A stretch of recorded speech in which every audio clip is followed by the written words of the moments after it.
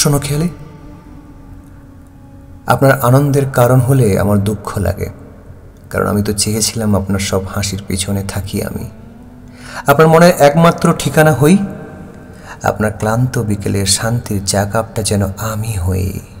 কিন্তু আজ বুঝি আমি ছাড়া অন্য কেউ আপনাকে সুখ দিতে পারে, হয়তো আরও বেশি, আরও ভালোভাবে। আপনার চোখে এখন আমি নেই, যা আছে তা হলো অতীত, একটা ভুল, একটা ক্লান্তি। আমি তো দোষ দিই না তোমাকে কখনো, তাই না?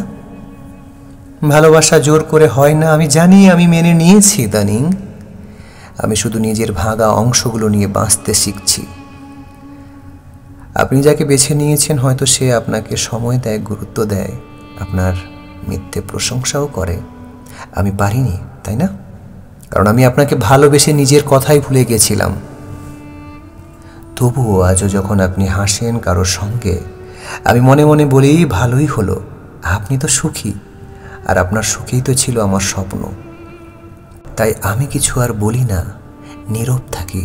কারণ ভালোবাসা মানে দখল নয়, ভালোবাসা মানে আমি ছাড়া অন্য কেউ হলেও আপনি যেন ভালো থাকেন। এই ভালো থাকাটাই আমার একমাত্র প্রার্থনা।